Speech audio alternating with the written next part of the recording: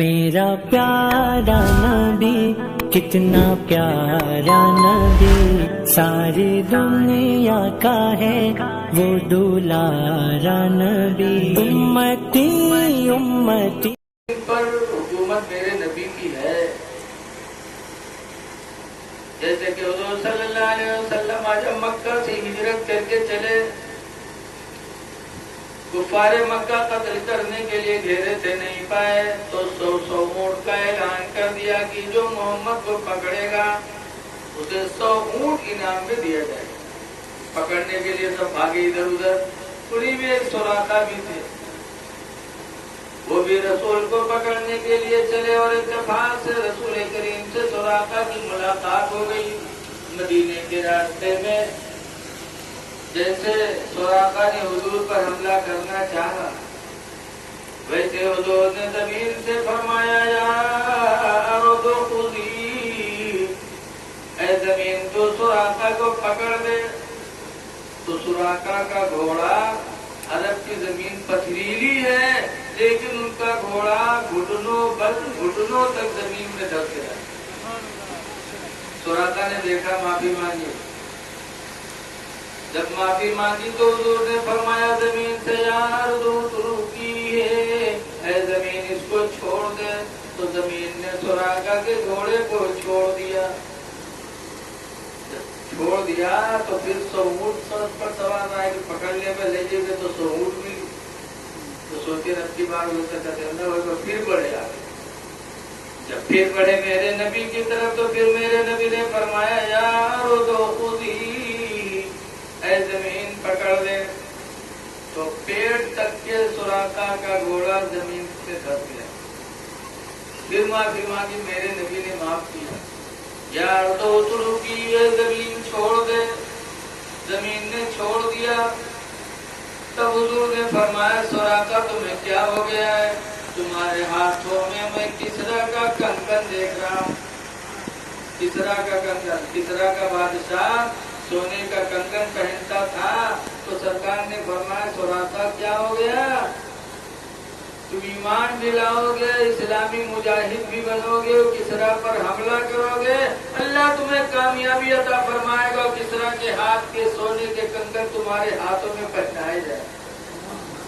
یہ سرکار نے جب فرمایا تو سوراخا نے نبی کی حکومت زمین پر دیکھی تو سوراخا ایمان لے آئے۔ ایمان لے آئے سوراخا، ان کی حکومت زمین پر ہے اور یہ کسی عام انسان نہیں ہے، اس لیے کہ عام انسان کی حکومت زمین پہ نہیں ہوتی۔ ایمان لے آئے اور پھر حضور کے زمانے میں زندہ رہے، حضرت ابو بکر کے زمانے میں زندہ رہے، حضرت عمر کا زمانہ آیا تب بیمار پڑ گئے اور اتنا بیمار ہوئے کہ سوراخا کو دیکھنے کے لیے مدینے کے لوگ جانے لگے۔ تو حضرت عمر رضی اللہ عنہ بھی گئے دیکھنے کے لیے۔ جب دیکھنے کے لیے گئے تو سوراخا سے پوچھا کیا حال ہے؟ تو سوراخا کہتے ہیں موت کے بستر پہ ہوں۔ حضرت عمر کیا کہتے ہیں سوراخا ابھی تم کو موت کہاں ہے؟ رسول اللہ صلی اللہ علیہ وسلم کا فرمان ابھی پورا نہیں ہوا ہے۔ سرکار نے فرمایا تھا سوراخا تمہارے ہاتھوں میں کسرا کا کنگن دیکھ رہا ہوں، ابھی کسرا پتہ نہیں ہوا ہے تو تمہیں موت کیسے آئے گی؟ ابھی تم اس بیماری سے شفا پاؤ گے، تندرستی آئے گی، پھر تم جہاد کرو گے، کسرا پہ حملہ کرو گے، کسرا کو فتح کرو گے اور کسرا کے سونے کے کنگن تمہارے ہاتھوں میں پہنائے جائیں گے، اس سے پہلے تمہیں موت نہیں آ سکتی ہے۔ کس نے کہا؟ بولو یار، حضرت عمر نے کہا۔ یہ صحابی کا ایمان ہے۔ یہاں تک کہ ویسے ہی ہوا، حضرت سوراخا کو اللہ نے صحت عطا فرمائی، شفا دیا، صحت دیا اور پھر سوراخا نے کسرا پر حملہ کیا اور کسرا فتح کیا اور کسرا بادشاہ کے سونے کے کنگن حضرت سوراخا کے ہاتھوں میں آئے اور انہوں نے پہنا اور نبی کے فرمان کو پورا کیا۔ یہ ہے صحابہ کا ایمان۔ کہتے ابھی تمہیں موت نہیں آئے گی، پورا نہیں ہوگا. تو اعلیٰ حضرت کا بھی وہی ایمان تھا کہ میرے نبی کی حکومت زمین پر بھی ہے اور آسمان پر بھی ہے. تو الحمدللہ اعلیٰ حضرت کا احسان ہم تمام سنیوں پر ہے، تمام سنی مسلمانوں کے اوپر ہے.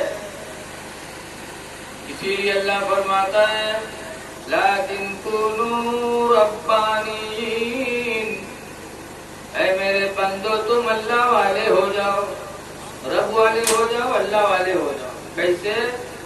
بما کنتم تعلمون الکتاب، اس سبب سے کہ تم قرآن سکھاتے ہو. اس سبب سے تم اللہ والے ہو جاؤ گے کہ تم قرآن سکھاتے ہو. وبما کنتم تدرسون، اور اس سبب سے بھی تم اللہ والے ہو کہ تم درس و تدریس کا کام کیا کرتے ہو. اسی لیے مولوی صاحب کہا جاتا. مولوی کا معنی ہوتا اللہ والا. اللہ مولانا ہے اور مولوی مطلب مولا والا. ربانین رب والا. اللہ فرماتا ہے ہو جاؤ رب والے. کیسے؟ قرآن سکھا کر کے اور درس و تدریس دے کر کے. تو اعلیٰ حضرت امام اہل سنت نے قرآن کا بھی علم سکھایا اور اتنا درس سکھایا سرکار کی امت کو کہ الحمدللہ اعلیٰ حضرت اللہ والے ہو گئے، مولا ہو گئے. آج ہمارا حضرت کا عرس ایسے نہیں مناتے، لیکن کچھ لوگ حسد کرنے والے حسد کرتے ہیں مولانا مولوی. باتیں مولوی مولانا ان کے کام معاملہ. مولوی لوگوں سے حسد نہ کرو. مولوی سے حسد کرنا یہ کسی شریف انسان کا کام نہیں ہے. مولوی سے حسد کرنا ہجڑوں کا کام. بتاتے ایک بادشاہ تھا، اس کے دربار میں عالم بھی رہتے تھے، ڈاکٹر بھی رہتے تھے، وکیل بھی رہتے تھے، سب کوالٹی کے لوگ رہتے تھے. مولانا بیٹھے رہتے تھے. جب کوئی دین کا